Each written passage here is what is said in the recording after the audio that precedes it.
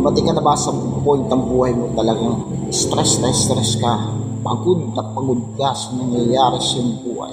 Tila bang andun ka sa point ng pressure ka? Oo, naranasan ko yan. Yan ang pinakamahirap na akala ko na dinalamang ako.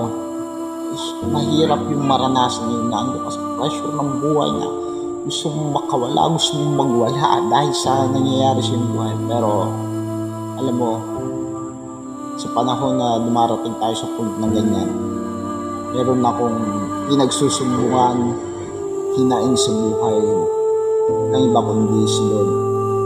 Si Lord, siya lang nakakalam ng buhay natin. Siya lang nakakalam ng mga kahinaan natin sa buhay.